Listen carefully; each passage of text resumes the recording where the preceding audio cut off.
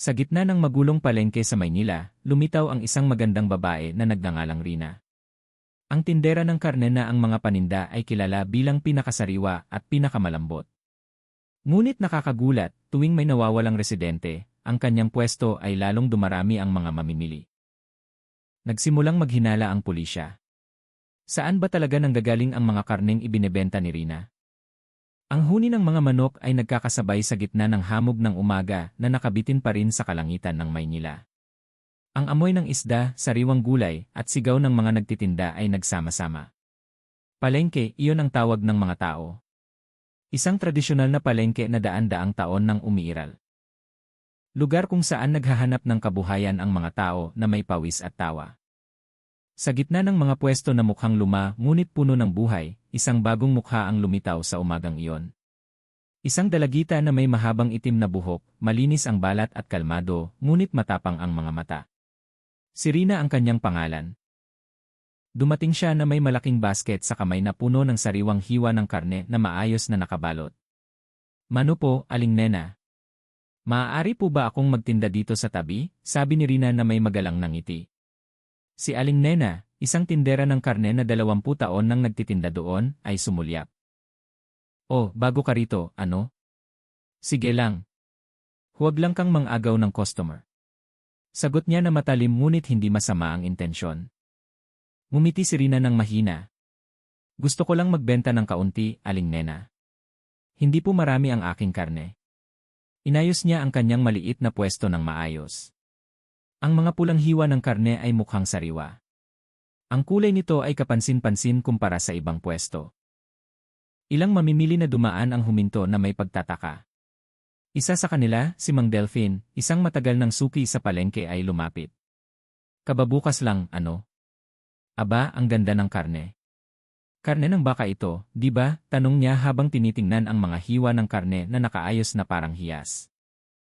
Tumango si Rina. "Opo, Mang Delphine. Sariwang baka. Pakisubukang tikman." Ngumiti si Mang Delphine na nasiyahan matapos timbangin ang isang piraso. "Bibili ako ng 1 kilo muna. Kung masarap, babalik ako bukas." Ang unang transaksyon ay naganap. Ilang nagtitinda ang sumulyap, ang ilan ay mapanuri, ang ilan ay nagtataka. Mukhang hindi alintana ni Rina. Mabilis siyang gumalaw at kalmado, na parang matagal na siyang sanay maghiwa ng karne. Pagsapit ng tanghali, ang kanyang pwesto ay naging sentro ng atensyon. Maraming nagsabi na ang karne ay malambot, walang taba, at madaling lutuin. Mayroon pang ang mamimili na nagbiro. "Iba ang lasa ng karne mo, Rina. Napakasarap. Para bang may tamis." Umiti lang ng bahagya si Rina. "Kung niluto ng may puso, masarap din ang lasa, Mang Delphine." Sagot niya ng malambing. Pagsapit ng hapon, nang magsimulang lumamig ang palengke, lumapit si Aling Nena. "Ang galing mo pala, Rina. Ang bilis na ubos ng paninda mo." Karaniwan ang mga bagong nagtitinda ay tahimik muna.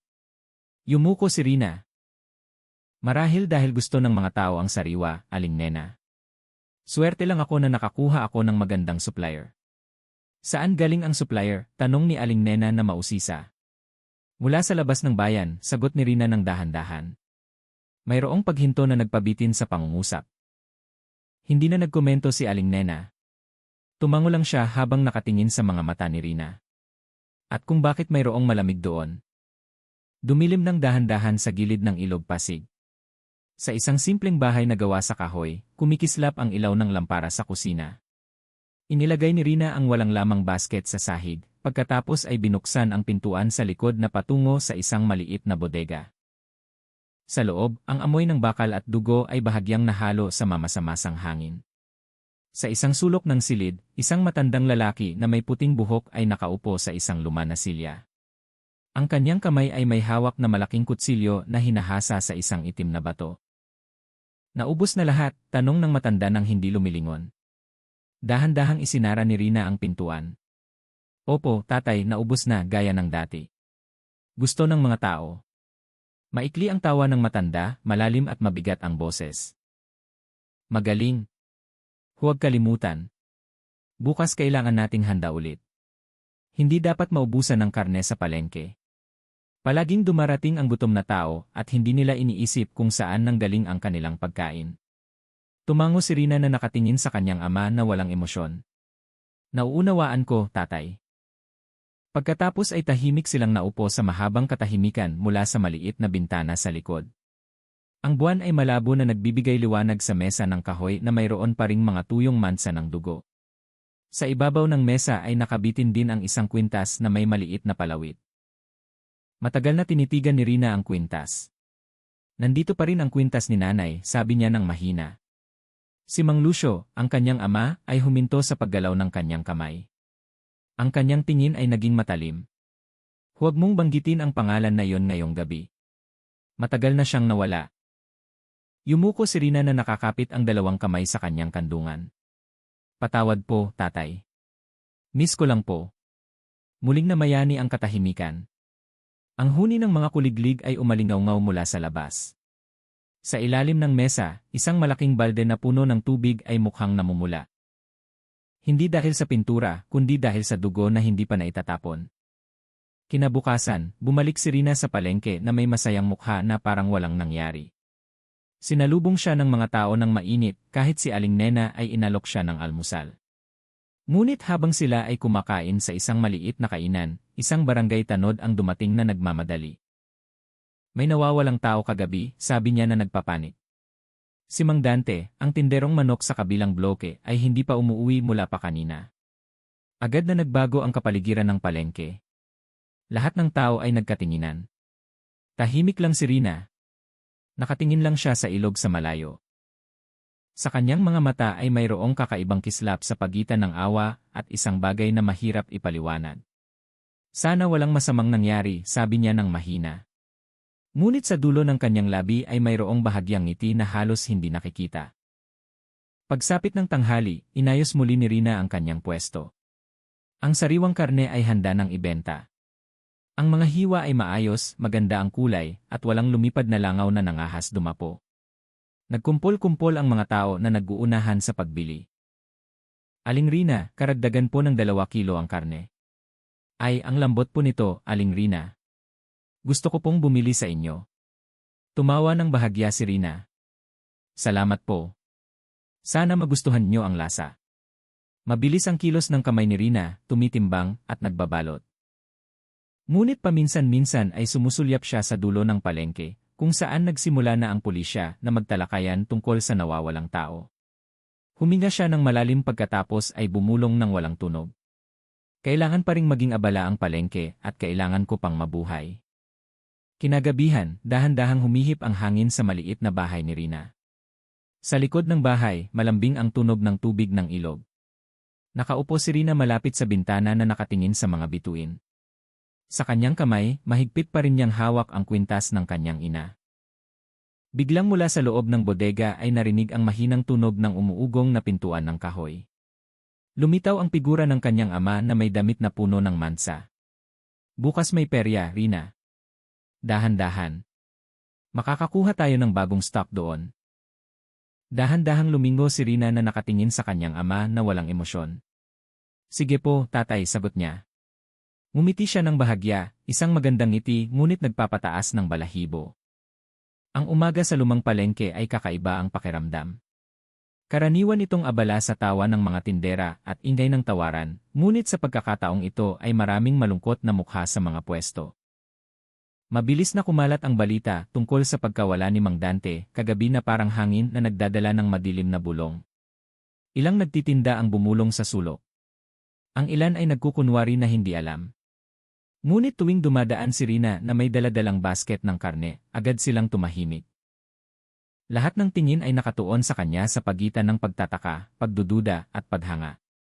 Dahil kahit na ang palengke ay sinalanta ng masamang balita, ang pwesto lamang ni Rina ang abala pa rin sa mga mamimili. Iba ang karne ni Aling Rina. Malambot talaga, sabi ng isang dalagang ina na may ngiting nasisiyahan. Niluto ko para sa pamilya, mabango. Ang mga bata ay nagdagdag pa ng 2 beses. Totoo, dagdag ng isang ama. Hindi ko alam kung bakit mabilis umasim ang karne mula sa ibang pwesto, ngunit ang galing dito ay hindi. Yumuko lang si Rina ng magalang. Salamat po, Mang Delphine, Aling Nena. Sana palagi po ninyong magustuhan. Ang kanyang malambing na boses ay parang nagpapahinahon sa sinumang nakikinig. Ngunit, sa likod ng ngiti na iyon ay mayroong isang bagay na mahirap ipaliwanag. Isang ngiti na masyadong kalmado, masyadong kumpiyansa para sa isang taong kakaugnay lamang sa balita ng nawawalang tao. Samantala, sa isang maliit na estasyon ng pulisya malapit sa palengke, tinitigan ni Inspektor Andro ang tumpok ng mga dokumento sa mesa ng kahoy. Bata pa ang lalaki, ngunit ang kanyang mukha ay nagpapakita ng maraming pasanin. Hawak niya ang larawan ni Mang Dante, ang huling biktima na nakita sa paligid ng pwesto ng karne. Hindi siya ang uri ng tao na naghahanap ng gulo, bulong niya ng mahina. Ngunit nakakagulat, walang sinuman ang nakakaalam kung saan siya nagpunta matapos magpaalam sa palengke. Isang pulis na apprentice ang kumatok sa pintuan. Ulat, sir. Tinanong na namin ang ilang nagtitinda. May nagsabi na huling nakita ang biktima na bumili ng karne sa bagong pwesto. Ang pwesto ni Aling Rina. Tinaas ni Andro ang kanyang kilay. Rina, sino yon? Bagong tindera, sir. Sabi nila maganda pala kaibigan at malakas ang bentahan. Nag-isip sandali si Andro. Ang pangalang iyon ay parang kumapit sa kanyang isip, nag-iwan ng kakaibang pagtataka. Tumayo siya, inayos ang kanyang jacket at lumabas. Sige, tingnan natin ang kanyang pwesto. Sa palengke, abala si Rina sa pag-aasikaso sa mga mamimili. Mabilis ang kanyang mga kamay sa pagtimbang at pagbabalot, habang ang kanyang bibig ay walang tigil sa pagngiti. Nang lumapit si Inspektor Andro at dalawang pulis, agad na umalis ang mga tao upang magbigay daan. Magandang umaga, bati ni Andro na walang tono. Ikaw si Rina, di ba? Lumingon si Rina ng bahagya na nagulat ngunit nanatiling kalmado. Opo, sir. May paglilingkod po ba ako? Tinitigan ni Andro ang mesa ng pwesto na puno ng sariwang hiwa ng karne. Naghahanap kami ng isang residente na nawawala. Ang pangalan niya ay Mang Dante. May nagsabi na huli siyang bumili ng karne dito. Nagkunwari si Rina na nag-iisip ay, naalala ko. Bumili siya ng 1 kilo ng karne ng baka at sinabi na uwi siya ng maaga dahil may sakit ang kanyang asawa. Pagkatapos noon ay wala na akong alam, sir. Walang tono ang kanyang pananalita ngunit nakakakumbinsi.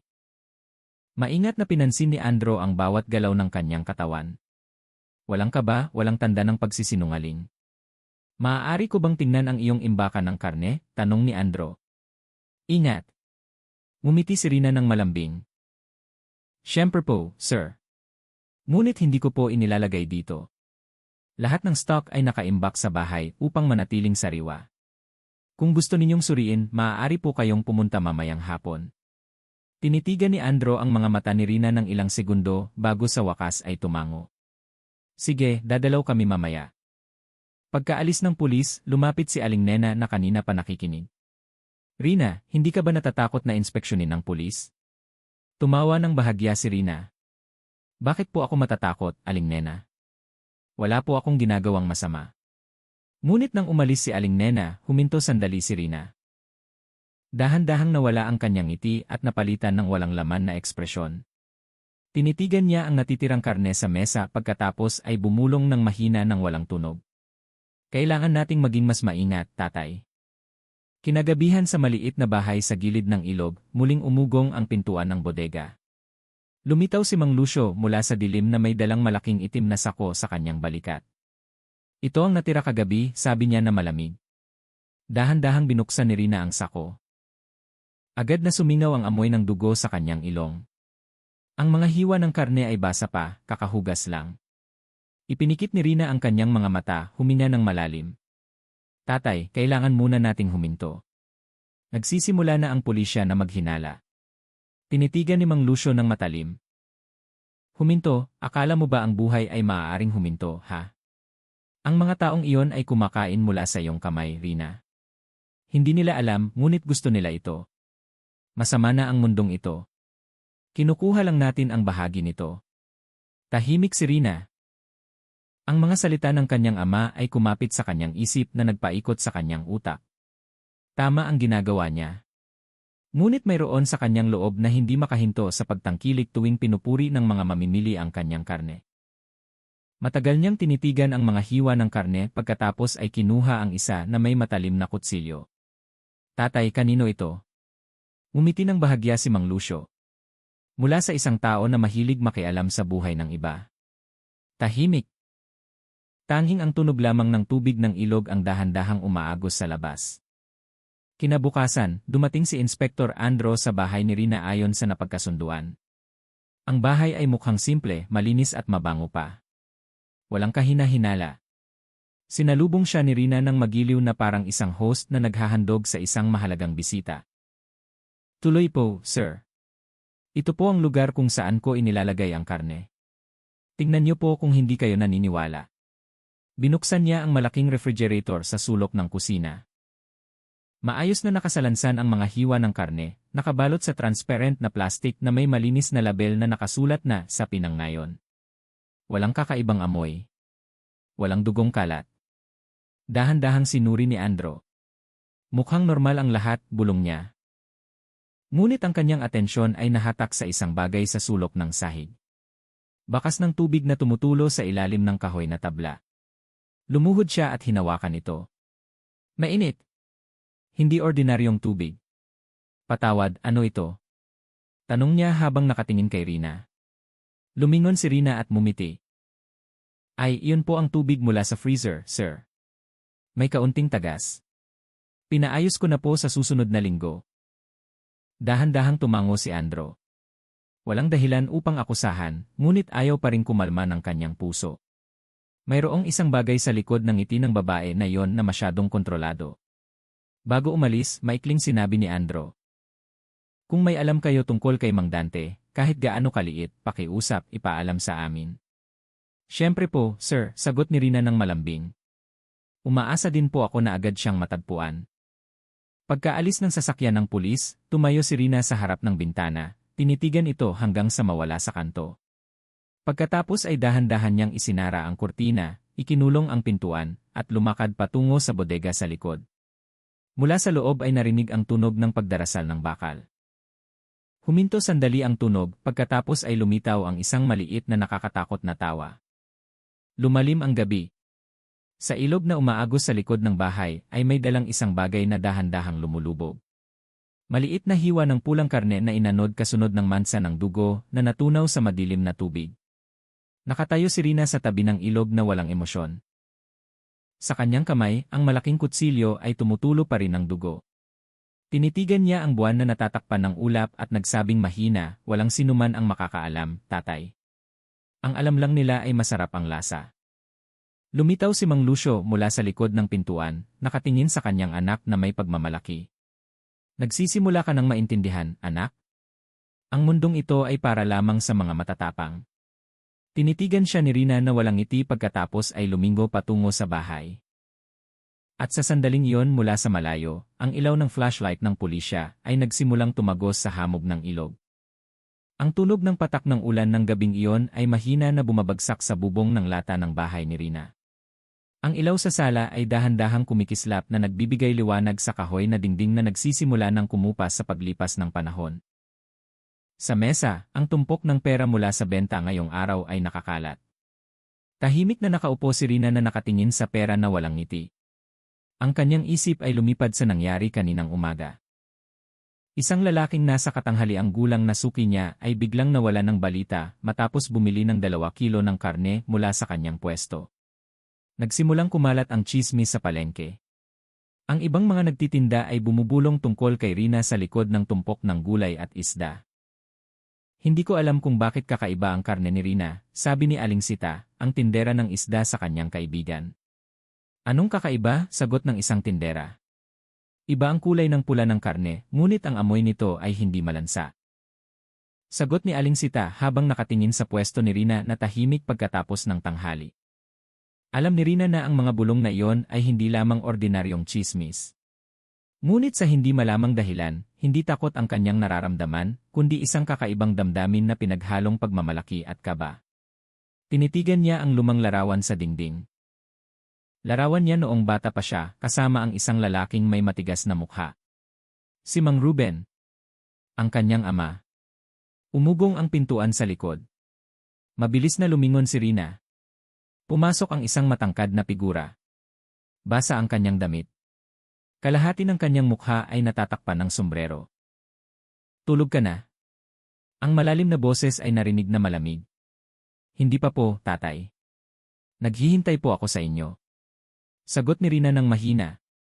Ibinaba ni Mang Ruben ang isang malaking sako mula sa kanyang likod. Tumutulo ang madilim na pulang likido mula sa sako na umaagos sa sahig ng kahoy. Agad na sumingaw ang amoy ng metal sa kanyang ilong. Anong dala mo, tatay? Tanong ni Rina. Nagkukunwari na hindi alam. Bagong sangkap. Maikling sagot ni Mang Ruben. Ngumiti siya ng bahagya, ngunit ang ngiti na iyon ay nagpatunaw sa dibdib ni Rina. Pagkatapos ay kinaladkad ang sako patungo sa likod ng kusina. Sinundan ni Rina ang yapak ng kanyang ama na puno ng pagtataka at kakaibang takot. Sa kusina, ang malabong ilaw ay nakabitin sa ibabaw ng mahabang mesa ng kahoy. Kumikinang ang malaking kutsilyo sa ilalim ng dilaw na ilaw. Dahan-dahang binuksan ni Mang Ruben ang sako. Agad na napuno ng mabahong amoy ang silid. Tinakpan ni Rina ang kanyang bibig, ngunit matalim ang kanyang tingin sa nilalaman ng sako. Katawan ng tao na walang ulo, walang paa. Siya ba ang customer kaninang umaga? Tanong ni Rina ng mahina. Huminto sandali si Mang Ruben na nakatingin sa kanyang anak. Minsan ang mundong ito ay nangangailangan ng sakripisyo, Rina. Ang mga taong tulad nila ay alam lang ang mang-api, tumawad ng walang puso, mang-insulto ng walang pag-isip. Nakalimutan nila na ang kanilang karne ay malambot din, sabi niya na walang tono. Nanginig si Rina.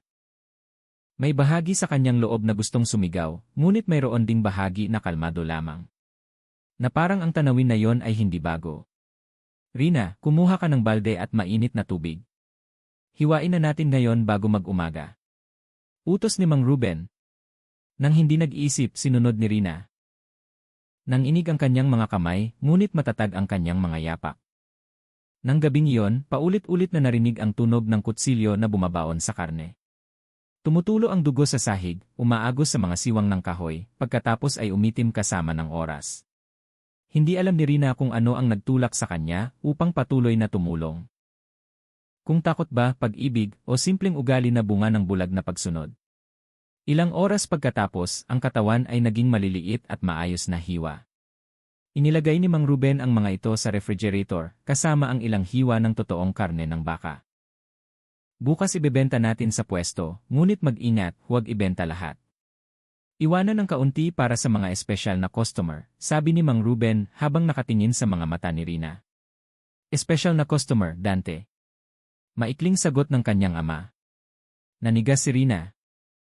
Si Dante ang tindera ng manok sa palengke at ang tanging tao na madalas tumulong sa kanya. Bakit, Dante?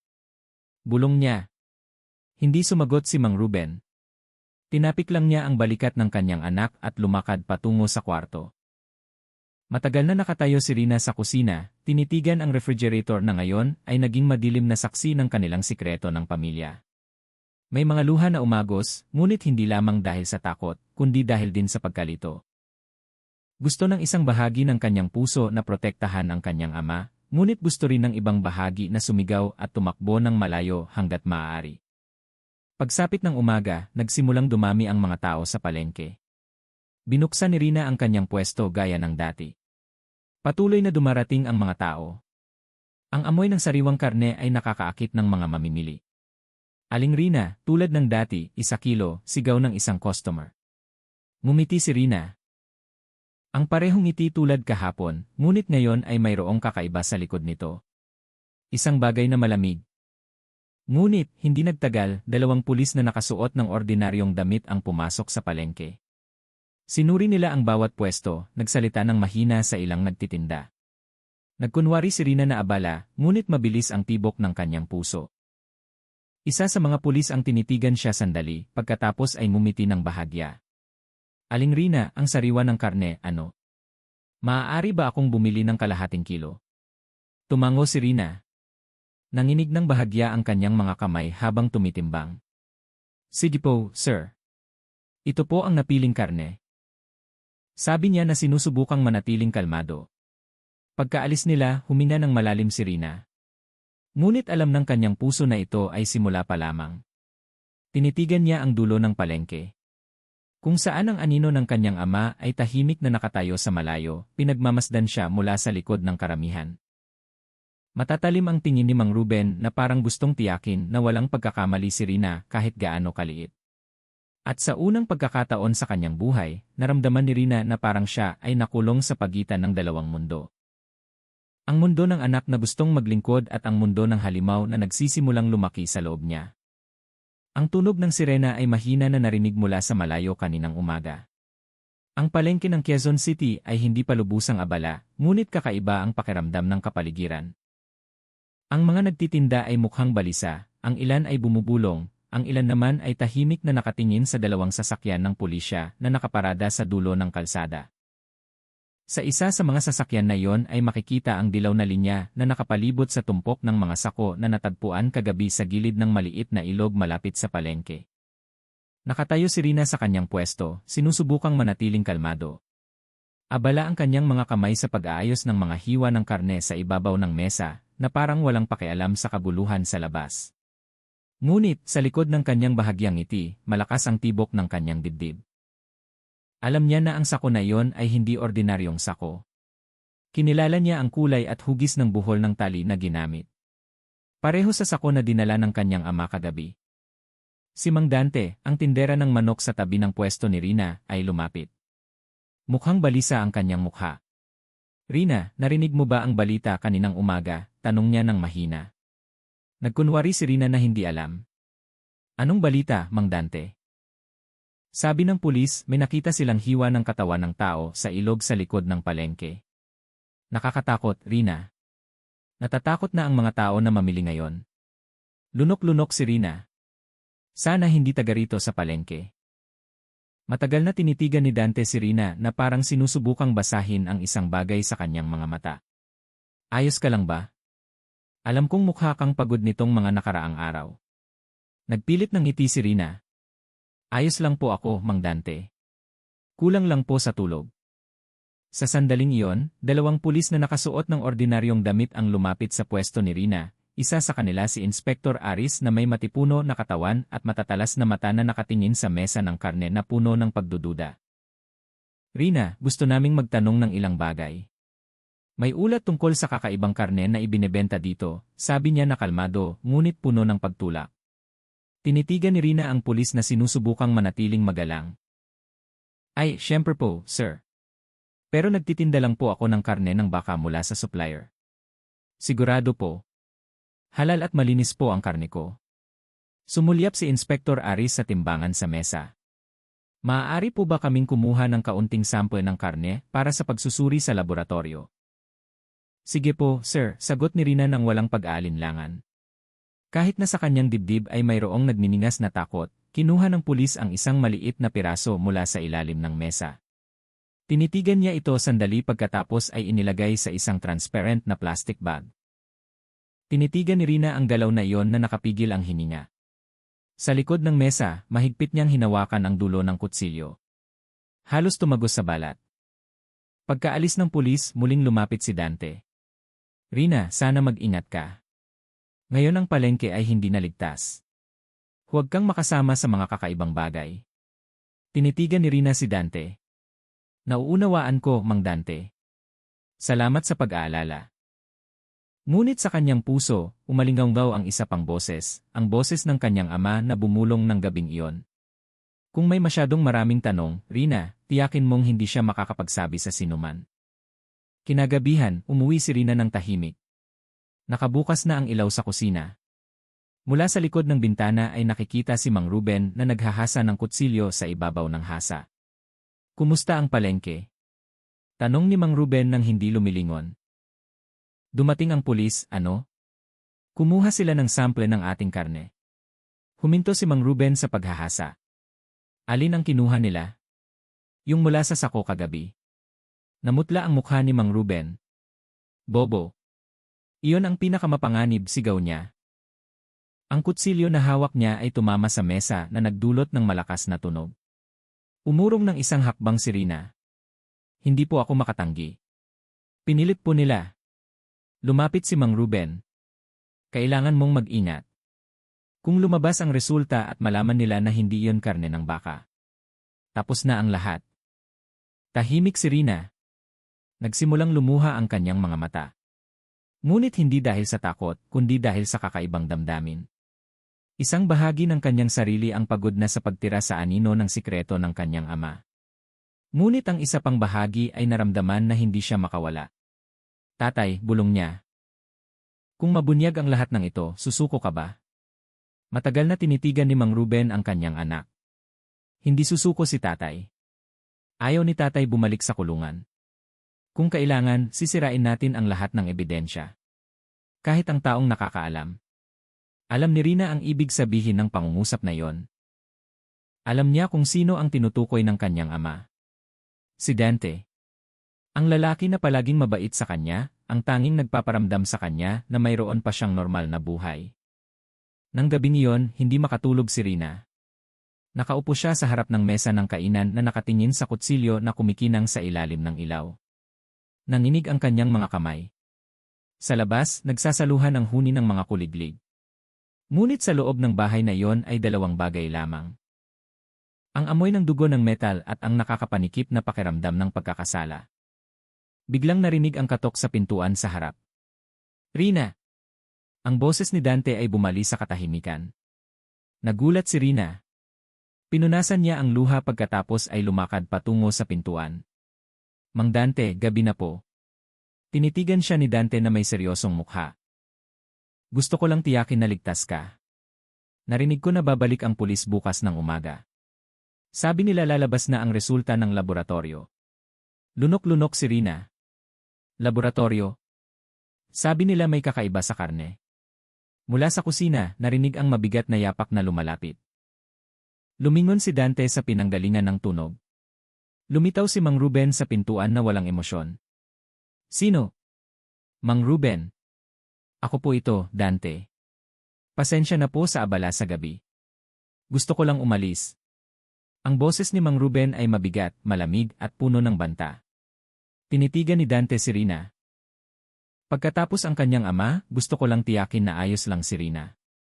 Umalis, sigaw muli ni Mang Ruben sa pagkakataong ito ay hawak ang hawakan ng kutsilyo sa kanyang baywang. Dahan-dahang umurong si Dante. Sige po, sir. Pasensya na sa abala. Tinitigan niya sandali si Rina bago lumingo at umalis. Nakatayo si Rina sa pagitan ng dalawang mundo. Ang lalaking nagmamalasakit sa kanya at ang ama na nagtatali sa kanya sa isang madugong sikreto. Nang isara ang pintuan, matalim na tinitigan ni Mang Ruben si Rina. Bukas ng umaga, ayusin ni tatay. Tahimik si Rina nang hina ang kanyang katawan. Sa kanyang puso, alam niya na kung hindi siya kikilos ngayong gabi, bukas ng umaga ay may bagong dugo sa kanilang mga kamay. Tinitigan niya ang labas ng bintana. Kung saan nagsisimula ng bumuhos muli ang ulan. Malambing ang tunog nito ngunit puno ng gulo ang kanyang puso. Patawad, Mang Dante, bulong niya. Marahil ngayong gabi kailangan kitang iligtas, kahit na nangangahulugan ito ng pagtataksil sa aking sariling ama. At sa unang pagkakataon, mas natakot si Rina sa kanyang sarili kaysa sa sinuman sa mundong ito. Kinabukasan, ang palengke ng Quezon City ay parang puso ng lungsod na masyadong mabilis ang tibok. Bumubulong ang mga tindera, nabawasan ang mga mamimili, at sa pagitan ng mga putikan na pasilyo, ang mga mukha na puno ng kaba ay nagpapalitan ng tingin. Binuksan ni Rina ang kanyang pwesto ng mas mabagal kaysa sa dati. Magang-maga ang kanyang mga mata, nanginig ang kanyang mga kamay habang inaayos ang mga hiwa ng karne sa ibabaw ng kahoy na mesa. Alam niya na ang umagang ito ay hindi ordinaryong umaga. Nangako ang pulisya na babalik dala ang resulta ng pagsusuri sa laboratorio. Dumating si Dante ng mas maaga.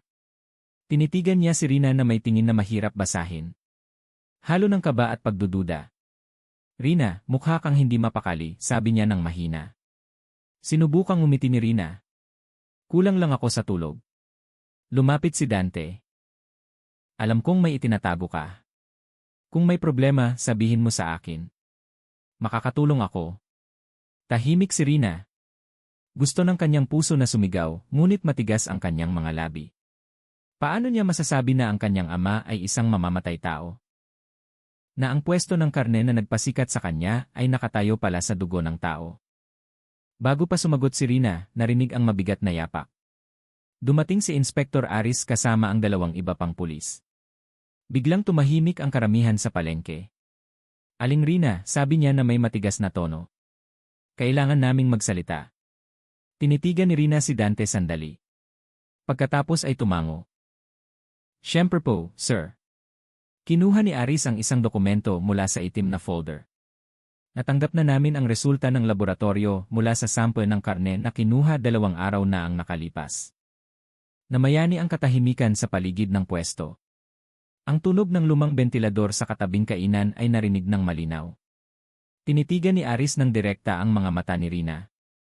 Ang resulta ay nagpapakita na ang karne na yon ay hindi karne ng baka, kundi laman ng tao. Parang huminto ang mundo sa pag-ikot. Nawala ang ingay ng palengke. Tanging tunog lamang ang narinig sa tenga ni Rina. Nanghina ang kanyang mga kamay. Ang kutsilyo na hawak niya ay nahulog sa sahig na may malakas na tunog. Nanigas si Dante sa kanyang kinatatayuan. Lumaki ang kanyang mga mata na hindi makapaniwala. Rina, anong ibig sabihin nito? Gusto sanang sumagot ni Rina, ngunit parang may nakasapal na bato sa kanyang lalamunan. Ang isa pang pulis ay tinitigan si Aris pagkatapos ay bumulong ng maikli. Nagpatuloy si Aris, hindi pa namin masabi kung sino ang salarin, ngunit mayroon kaming dahilan upang suriin pa ang imbakan sa inyong bahay, Aling Rina. Hinihingi namin ang inyong kooperasyon. Tinitigan ni Rina ang lupa. Siyempre po, sir. Sasama po ako. Hinawakan ni Dante ang balikat ni Rina ng mahina. Kung kailangan mo ako. Ngunit mabilis na pinutol ni Aris. Hinihiling namin na walang ibang partido ang sasama, sir. Ito ay isang opisyal na investigasyon. Ang bahay ni Rina ay tahimik nang dumating ang grupo ng pulisya. Nakatayo na si Mang Ruben sa harap ng pintuan na walang emosyon. Magandang umaga, Mang Ruben, bati ni Aris ng magalang ngunit matigas. Gusto naming suriin ang inyong imbakan ng karne. Tinitigan ni Mang Ruben si Rina pagkatapos ay tinitigan si Aris. Sige po. Mabigat ang tunog ng kanyang mga yapak habang lumalakad patungo sa kusina. Ang malaking refrigerator sa sulok ng silid ay nakatayo na parang isang halimaw na naghihintay ng oras upang buksan. Binuksan ni Aris ang pintuan ng refrigerator na may guwantes na goma. Agad na sumingaw ang mabahong amoy. Amoy ng bakal at malansa na nakakatusok sa ilong. Lahat ng tao ay napahinto ang hininga. Sa loob ay nakasalansan ang mga hiwa ng madilim na pulang karne na nakabalot sa transparent na plastic na walang label. Tinitigan ni Aris si Rina. Karne ng baka rin ba ito?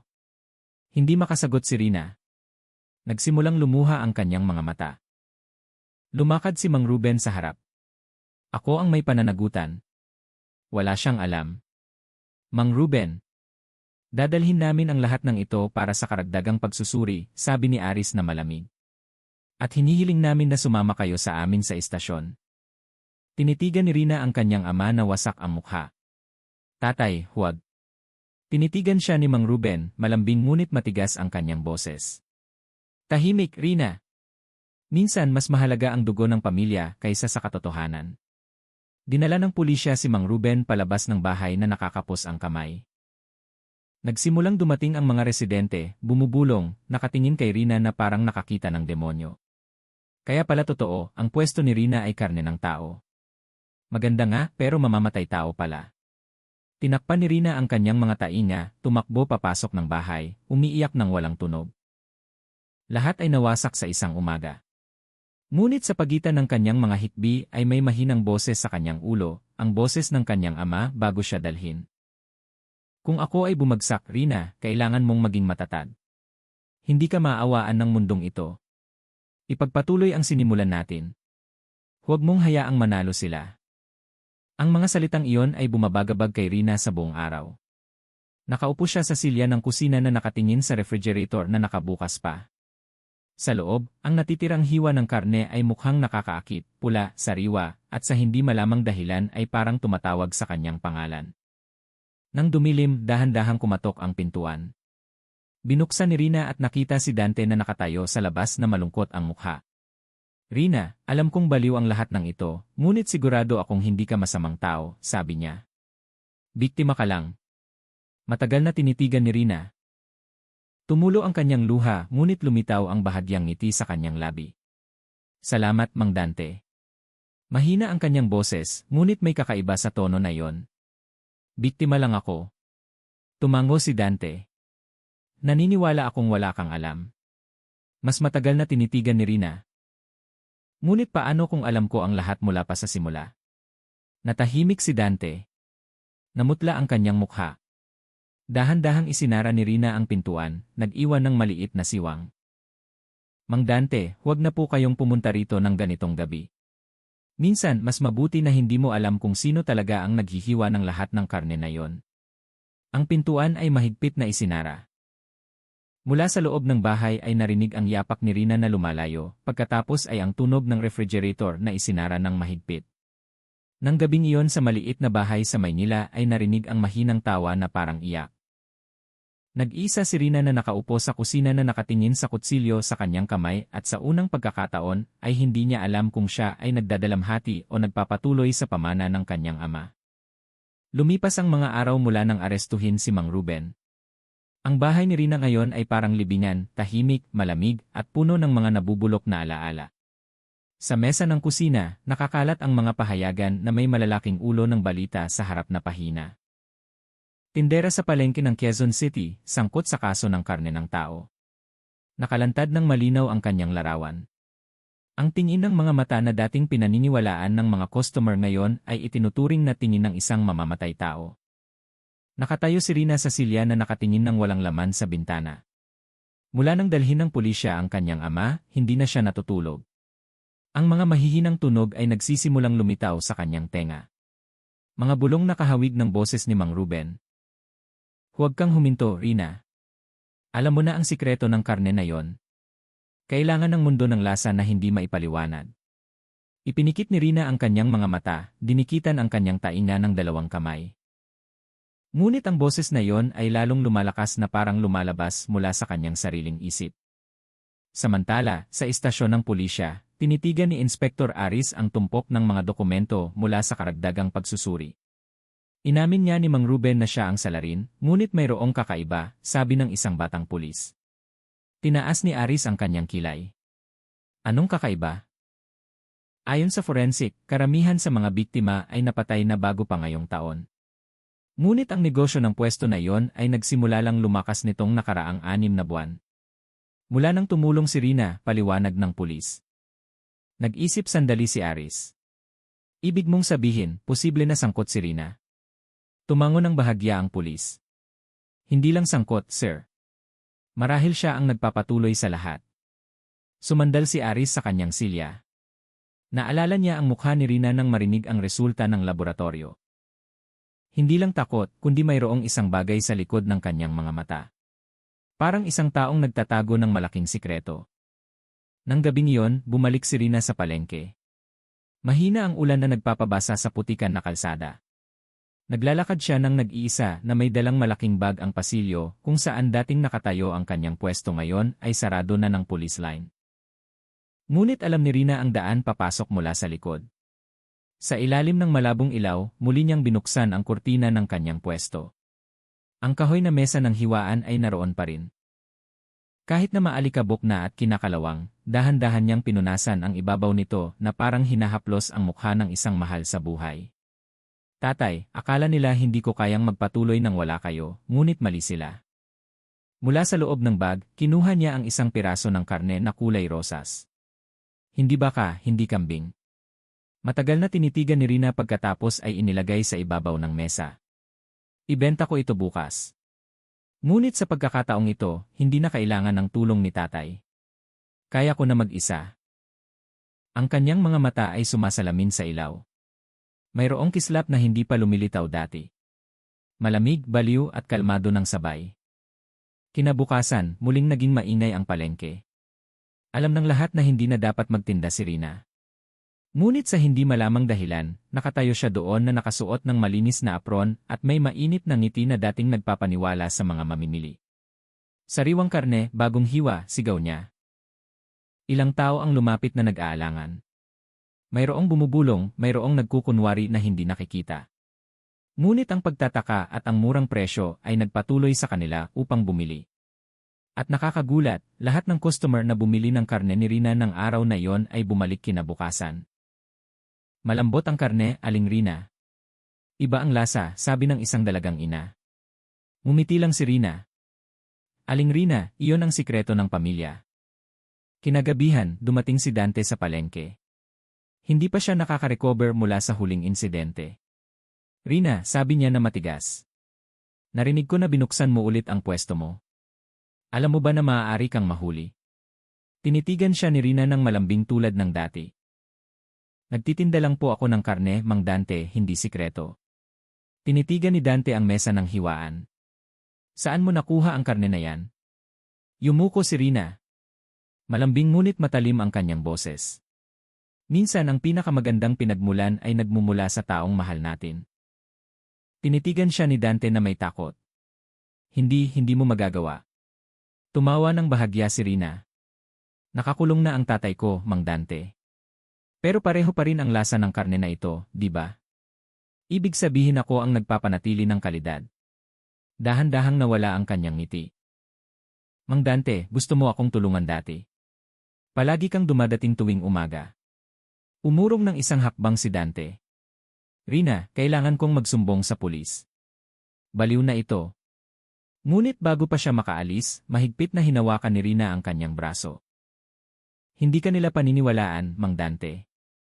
Nalinis ko na ang lahat ng ebidensya. Ngunit kung gusto mo talagang malaman, pumunta ka sa bahay mamayang gabi. Ipapakita ko sa iyo ang pinagmulan. Dumating ang gabi. Malakas ang ulan sa Quezon City, nilulunod ang mga tunog ng lungsod. Si Dante na may kumakabog na puso ay pumunta sa bahay ni Rina ayon sa napagkasunduan. Bahagyang nakabukas ang pintuan na parang naghihintay sa kanya. Pumasok siya ng maingat. Madilim ang bahay, tanging ang ilaw mula sa kusina ang malabo na nakabukas. Rina, tawag niya, walang sagot. Tanging tunog lamang ng kutsilyo na bumabangga sa kahoy na tabla. Lumakad si Dante sa kusina at halos masuka. Sa ibabaw ng mesa ay may hiwa ng katawan ng tao. Nakatayo si Rina doon na nakasuot ng puting apron na puno ng dugo. Magulo ang kanyang buhok ngunit kalmado ang kanyang mukha. Mang Dante, sabi niya ng malambing. Dumating ka rin. Ito ang huling bahagi ng pamana ng tatay. Ang kanyang kamay ay may hawak na malaking kutsilyo at sa sulok ng silid, nakabukas ang refrigerator na nagpapakita ng tumpok ng mga hiwa ng karne na maayos nang nakabalot. Ngayon alam ko na kung bakit ginawa iyon ni tatay, bulong niya ng mahina. Ang kanilang takot ang nagpapalambot sa karne na ito. Umurong si Dante na takot ngunit dahan-dahang lumapit si Rina. Kalma, Mang Dante. Hindi kita sasaktan. Gusto ko lang malaman mo kung paano maging bahagi ng sikreto na ito. Biglang narinig ang malakas na katok sa pintuan sa harap. Pulis! Buksan ang pintuan. Nagulat si Rina. Sinamantala ni Dante ang pagkakataon upang tumakbo palabas ng kusina. Si Inspektor Aris at ilang pulis ang pumasok. Rina, huwag kang gumalaw. Tinitigan sila ni Rina na may kalmadong ngiti. Huli na po kayo, sir. Ipinagpatuloy ko lang po ang sinimulan ng tatay. Dahan-dahang itinaas ang kanyang mga kamay. Ngunit sa kanyang mga mata ay walang takot, kundi kasiyahan. Nang dalhin si Rina palabas ng bahay ng gabing iyon, huminto ang ulan. Ngunit ang mga residente na nakakita ay sumumpa, narinig nila si Rina na tumawa ng bahagya, habang mahina na nagsasabi, kailangan pa rin ako ng palengke. At sa hindi malamang dahilan, 2 linggo pagkatapos ay muling binuksan ang pwesto ni Rina. Hindi ni Rina, hindi ni Mang Ruben, kundi ng isang tao na may parehong apron. Nagbebenta ng karne na may kakaibang lasa na pareho pa rin. 1 buwan na ang lumipas mula nang arestuhin si Rina. Ang kaso ay nagpagulo sa Quezon City at umabot pa sa balita ng buong bansa. Ngunit, kahit nakakulong na si Rina, hindi talaga naging kalmado ang palengke ng Quezon City. May bulong na muling nagbukas ang pwesto ni Rina, pinamamahalaan ng isang taong hindi malinaw ang mukha. Tuwing umaga, ang kakaibang amoy ng inihaw na karne ay muling narinig mula sa pwesto na yon. At ang mas kakaiba pa, sinabi ng mga customer na pareho pa rin ang lasa ng karne, malambot, malasa, at kakaiba sa ordinaryong baka, sabi ng isang mamimili sa isang reporter. Binasa ni Inspektor Aris ang ulat sa kanyang mesa. Huminga siya ng malalim, nakatingin sa mga larawan na nakadisplay sa board ng investigasyon. Larawan ni Rina na nakangiti na may duguan na apron. Larawan ni Mang Ruben na tahimik sa interrogation room. At ang pinakabagong larawan, isang payat na figura na nakasuot ng itim na maskara na nakita mula sa kamera ng palengke na nakatayo sa pwesto ni Rina na dapat ay selyado na. Sino man siya, hindi siya bago, bulong ni Aris. Alam niya kung paano maghiwa, alam niya kung paano pamahalaan ang karne. Katulad ni Rina. Sa loob ng selda ng babae, nakaupo si Rina sa sulok ng selda, walang laman ang mga mata. Ngunit nang tawagin ng gwardiya ang kanyang pangalan, may lumitaw na bahagyang ngiti sa kanyang labi. Rina, may bisita, sabi ng gwardiya. Dahan-dahang tumayo si Rina. Sa silid ng pagdalaw, naghihintay si Inspektor Aris sa kanya. Matatalim ang kanyang tingin, ngunit hindi na puno ng galit. Ngayon ay mas puno ng pagtataka. Rina, sabi niya ng mahina. Alam mo ba kung bakit ako dumating? Tiningnan lang siya ni Rina, hindi sumagot. Ang pwesto mo sa palengke ay muling nagpapatakbo, ano? Nagpatuloy si Aris.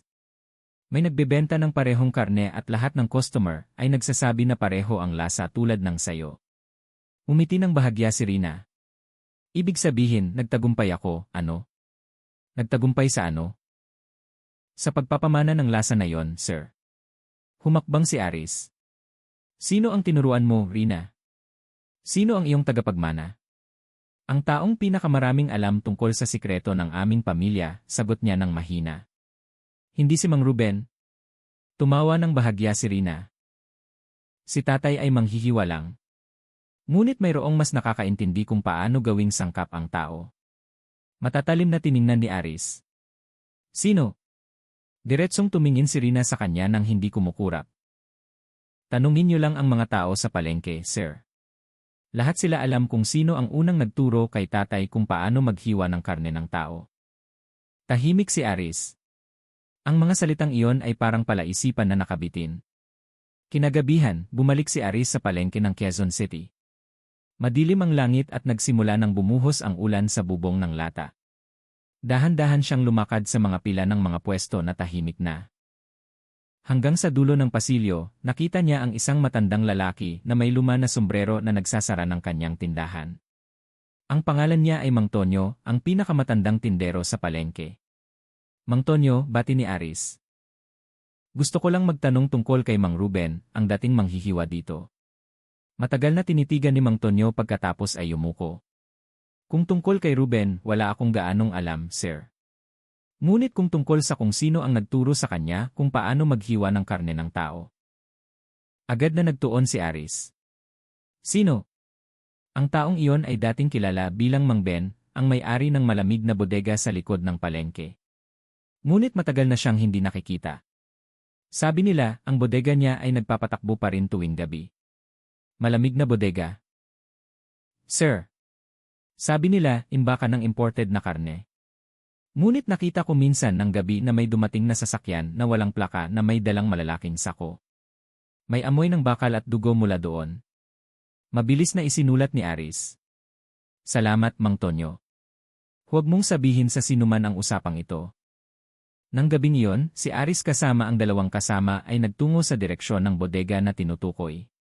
Mula sa labas, ang gusali ay mukhang luma na may kupas na pangalan na nakasulat na Ye Fresh Supplies. Patay ang ilaw sa harap, ngunit sa loob ay may malabong ilaw na kulay orange na parang mula sa maliit na gasera.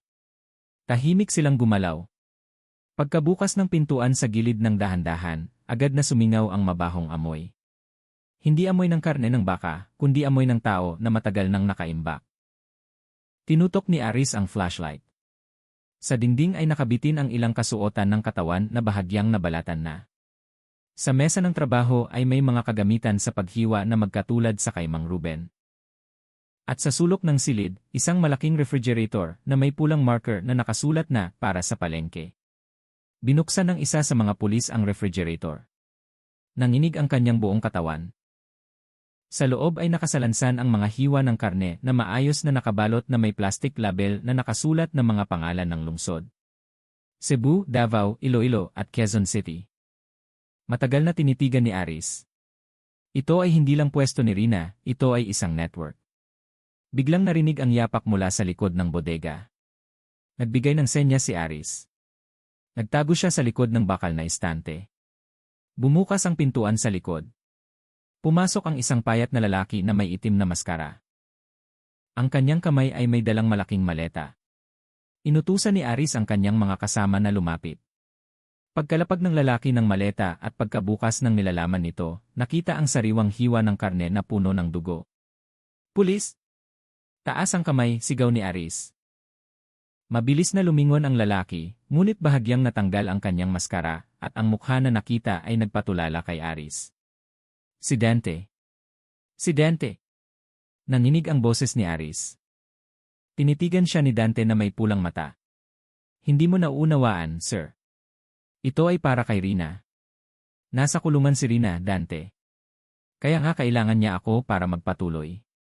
Sabi niya, kailangan ng mundo na maramdaman ang parehong lasa." Tumawa si Dante, ngunit tumulo ang kanyang luha. "Tinuruan niya ako ng lahat bago siya mahuli. Sabi niya, ang pinakamagandang karne ay nagmumula sa taong nagmahal sa'yo." Agad na tinutok ni Aris ang baril. "Ibaba mo ang kutsilyo mo, Dante." Ngunit mumiti lang si Dante. "Masyado na akong malayo, sir. Hindi pwedeng mag-isa si Rina doon. Kailangan kong tiyakin na buhay ang kanyang pwesto." At bago pa makalapit si Aris, sinaksak ni Dante ang kanyang sarili sa dibdib. Lumabas ang dugo sa malamig na sahig. Tumakbo si Aris ngunit huli na. Ang huling salita na lumabas sa labi ni Dante ay isang mahinang bulong. "Sabihin mo kay Rina na bukas pa rin ang kanyang pwesto." Nang gabing iyon, ang malamig na bodega ng Easy Fresh Supplies ay selyado. Natagpuan ng pulisya ang ebidensya ng iligal na kalakalan ng karne ng tao na nagpapatakbo na sa loob ng maraming taon na ipinapadala sa iba't ibang lungsod sa Pilipinas. Ngunit nang bumalik si Aris sa kulungan upang ipaalam kay Rina, nakita niya na walang laman ang selda. Nagpanik ang gwardiya, sira ang kandado mula sa loob. Sa dingding ng selda ay nakasulat sa dugo, "Si tatay, si Mang Dante, at ako ay palaging naroroon sa palengke." At eksaktong isang linggo pagkatapos sa palengke ng Quezon City, may nakakita na muling binuksan ang pwesto ng sariwang karne ni Aling Rina na may babaeng nakasuot ng puting apron na nakatayo doon na nakangiti ng malambing na nag-aalok ng sariwang pulang hiwa ng karne. Madaling araw sa Quezon City na nababalutan ng manipis na hamog. Ngunit sa isa sa mga lumang bodega sa tabi ng ilog, nagniningas ang apoy na nilalamon ang lumang gusali na dating imbakan ng karne ng Easy Fresh Supplies. Ang itim na usok ay umakyat ng mataas na tumatakip sa kalangitan ng umaga. Nakatayo si Inspector Aris sa gilid ng police line, nakatingin sa apoy na sumusunog sa mga natitirang mahalagang ebidensya. Isa sa kanyang mga tauhan ang tumakbo papalapit. "Sir, mula sa paunang ulat, may isang taong nagsunog ng bodega mula sa loob." Mabilis na lumingon si Aris. "Nakita ang bangkay?" "Hindi po, sir. Dugo lang at puting apron, walang bangkay." Ipinikit ni Aris ang kanyang mga mata. "Rina," bulong niya ng mahina.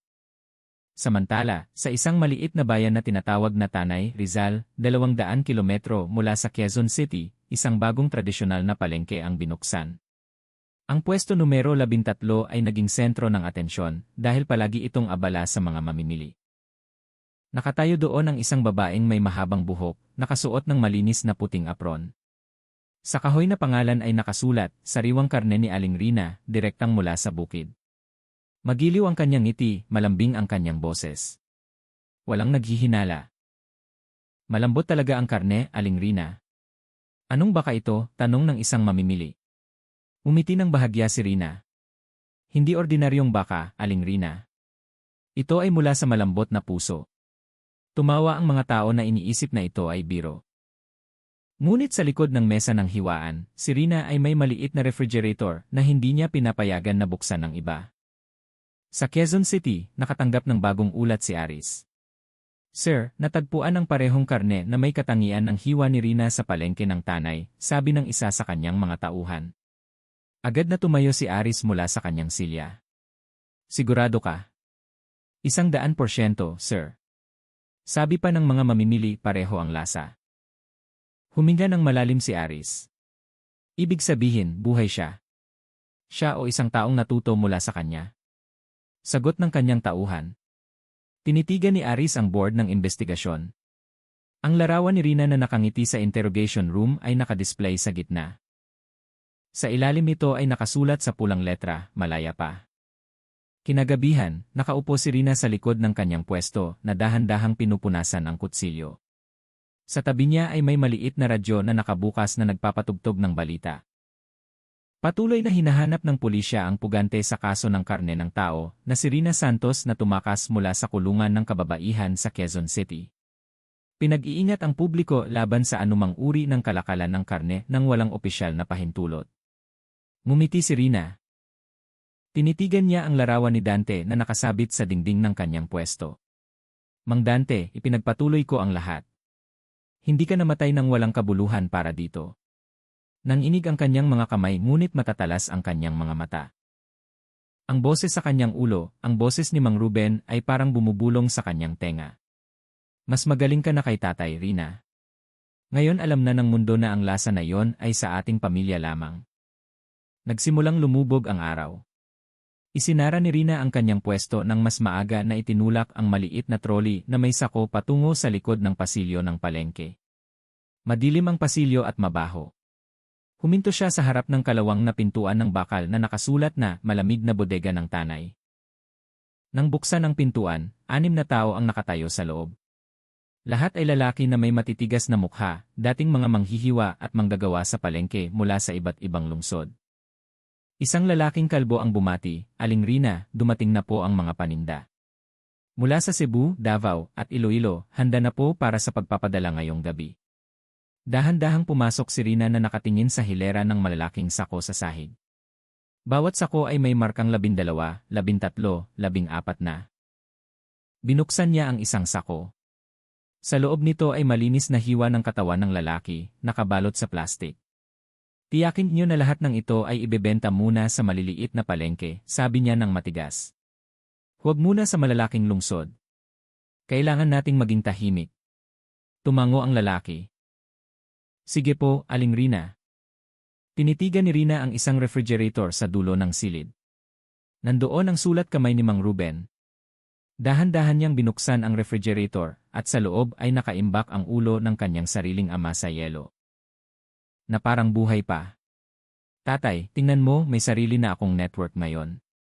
Ipinagmamalaki mo, di ba?" Isinara niya ang pintuan ng refrigerator. Walang emosyon ang kanyang ngiti. Kinabukasan, pinangunahan ni Inspektor Aris ang isang maliit na grupo patungo sa Tanay. Umalis sila ng gabi na gumagamit ng sasakyan na walang tanda ng pulisya. Sa kalagitnaan ng biyahe, nakatingin lang si Aris sa labas ng bintana. Ang kanyang isip ay puno ng mga tanong, "Sir," sabi ng kanyang driver. "Bakit napakahirap hulihin ni Aling Rina?" Tinitigan siya ni Aris sandali. "Dahil hindi lang siya salarin, siya ay simbolo." "Simbolo ng ano, sir?" "Simbolo ng mga tao na tumigil na sa paniniwala sa kabutihan ng mundo." Huminto ang sasakyan ng ilang kilometro mula sa palengke. Naghiwalay ang grupo na nagkunwari ng mga mamimili. Ngunit nang dumating sila sa lokasyon, nawala na ang pwesto ni Aling Rina. Walang tanda ng buhay. Tanging natitirang dugo na hindi patuyo sa sahig. Isa sa mga tauhan ang nakakita ng maliit na papel na nakakabit sa kahoy na poste. Sulat kamay ni Rina. "Lumipat po ako, Sir Aris. Ngunit ang palengke ay palaging may lugar para sa akin." Nang gabing iyon, nakatanggap si Aris ng tawag mula sa headquarters. "Sir Aris, bagong ulat mula sa Cebu. Lumitaw ang parehong kaso doon. Pwesto ng karne ng walang pahintulot na may parehong katangian, puting apron ng dalagita, at lasa ng karne na sinasabing walang kapantay." Tinitigan ni Aris ang dilim ng gabi sa labas ng bintana ng sasakyan. Kumakalat siya, bulong niya. O mas malala pa. Nag-recruit siya ng ibang tao. Muling nagsalita ang boses mula sa telepono. "Nakahanap kami ng isa pang ebidensya, sir. Lahat ng pwesto na yon ay konektado sa isang bagay." "Ano yon?" "Lahat ay gumagamit ng parehong pangalan. Sariwang karne ni Aling Rina." Ipinikit ni Aris ang kanyang mga mata. Nagsimulang bumuhos ang malakas na ulan. Sa kanyang isip, lumitaw ang mukha ni Rina na may matamis na ngiti at kalmadong tingin. Kung ang lasa na ito ay kilala na, Sir Aris, ibig sabihin ay bagong palengke ang ipinanganak. Sa ibang lungsod, sa tabi ng pantalan ng Cebu, may nagbubukas ng bagong pwesto na may parehong pangalan, sariwang karne ni Aling Rina. At sa malayo, sa ibabaw ng barko na dahan-dahang umaalis sa pantalan, isang babaeng nakasuot ng puting apron ang nakatingin mula sa likod ng salamin. Walang iba kundi si Rina. Tinitigan niya ang malawak na dagat. Sapat na ang Pilipinas. Ngayon oras na para tikman ng ibang isla. Ang barkong sinasakyan ni Rina ay dumaong sa pantalan ng Maynila pagsikat ng araw. Makapal na hamog ang bumalot sa pantalan na parang nagtatago sa kanyang pagdating. Dahan-dahan siyang lumakad sa mga pila ng mga tindera ng isda na nagsisimula palang mag-ayos ng pwesto. Walang nakapansin sa babaeng nakasuot ng puting apron. Tanging isang matandang porter ang matagal na nakatingin sa kanya. "Aling Rina, mag-isa ka lang?" tanong ng porter. Umiti ng bahagya si Rina. "Po, Mang Tonyo. Gusto ko pong magsimula ng maliit na negosyo dito." Tumango ang porter. "Sana maging malakas ang bentahan, Aling Rina."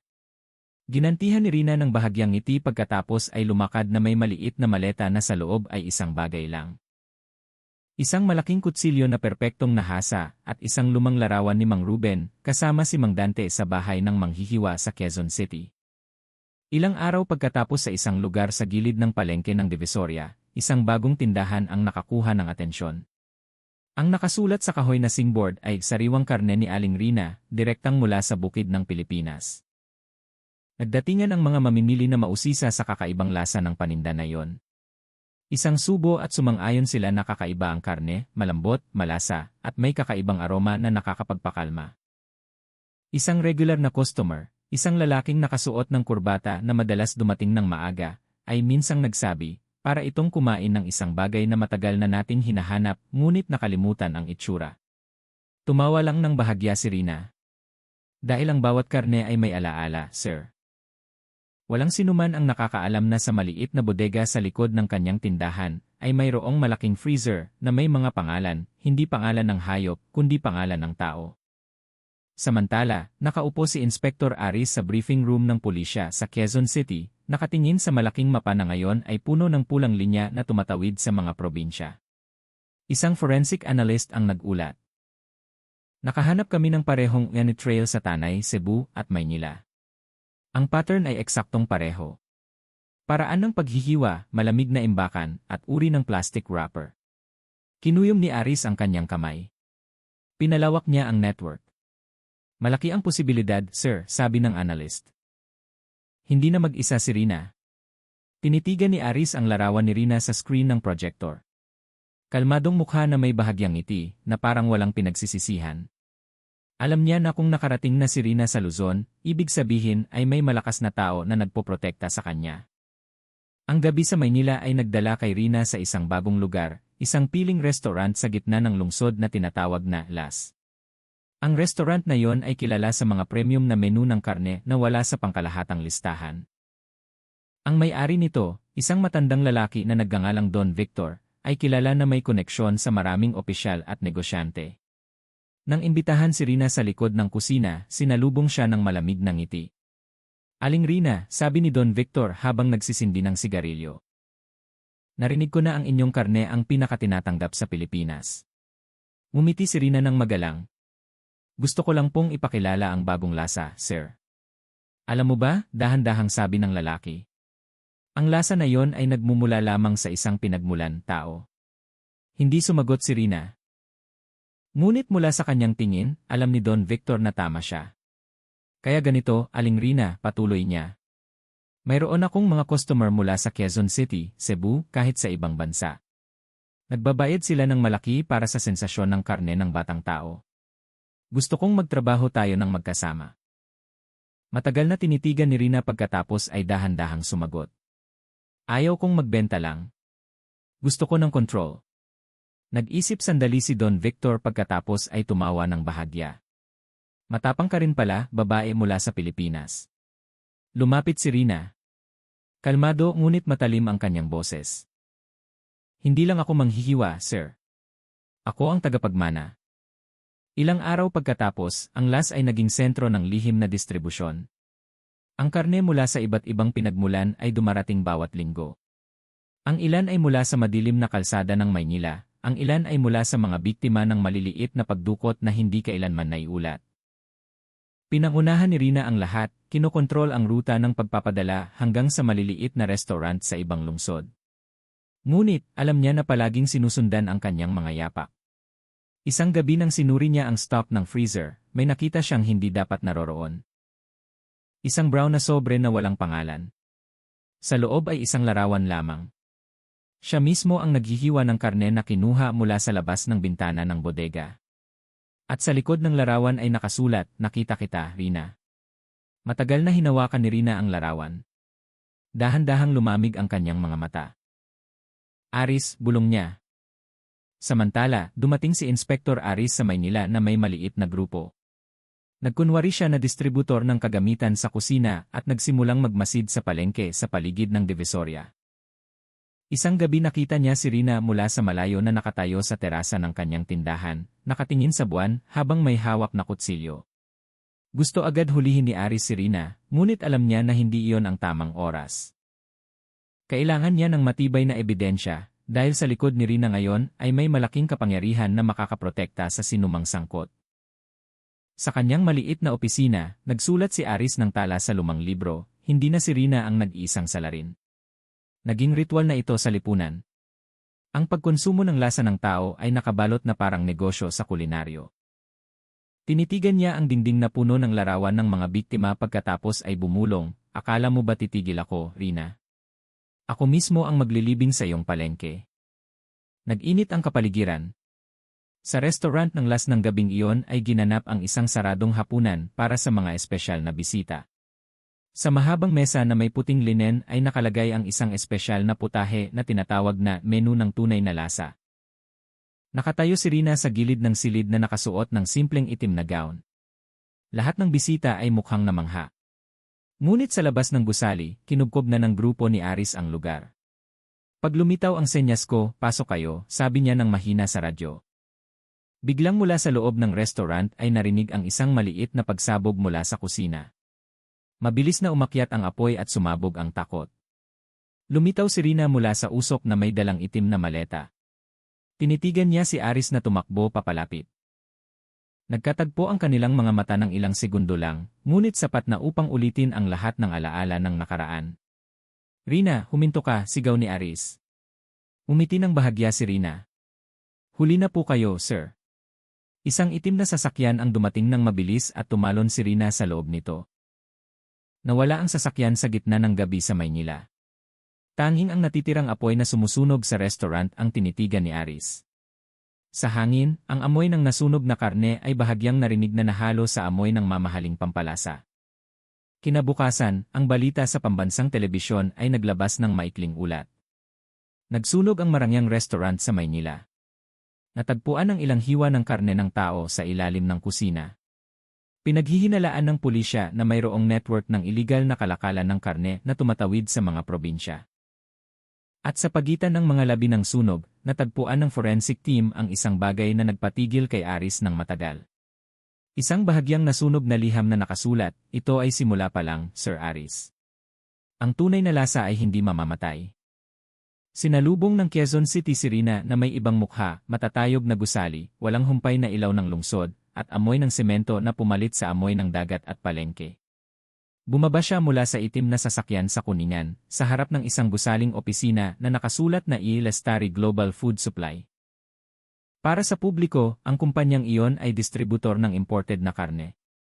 Ngunit para sa ilang piling tao, iyon ay isang takip para sa malaking network na nagbibigay ng espesyal na karne sa mga eksklusibong restaurant sa buong Pilipinas. Sa reception area, sinalubong siya ng isang babae na nakasuot ng formal na damit. "Maligayang pagdating, Aling Rina." Naghihintay na po si Sir Adrian sa ika-12 palapag. Tumango si Rina. "Salamat." Dahan-dahang umakyat ang elevator. Pinagmamasdan ni Rina ang kanyang anino sa dingding ng metal. Ang kanyang itim na buhok ngayon ay maikli na. Ang kanyang mukha ay mukhang mas kalmado, ngunit ang kanyang mga mata ay mayroong madilim na bagay na itinatago. Ang katahimikan ng isang mangangaso. Sa ika-12 palapag. Nakatayo si Sir Adrian na nakatingin sa malaking bintana na nakaharap sa lungsod. Ang lalaking iyon ay nasa 40 na, nakasuot ng maayos na suit na may gintong singsing sa kanyang maliit na daliri. Maligayang pagdating sa Quezon City, Rina. Sabi niya nang hindi lumilingon. Narinig ko na nagtagumpay ka sa pagpapasikat sa Las bago ito masunog. Umiti ng bahagya si Rina. Nagbebenta lang po ako ng gusto ng mga tao. Lumingon si Adrian, matatalim ang kanyang mga mata. At ang gusto nila ay isang bagay na hindi dapat naroroon. Hindi po kami nag-uusap tungkol sa dapat o hindi dapat, sir, sagot ni Rina na walang emosyon. Nag-uusap po kami tungkol sa demand at lasa. Matagal na tinitigan ni Adrian, pagkatapos ay lumakad sa malaking mesa at binuksan ang isang dokumento.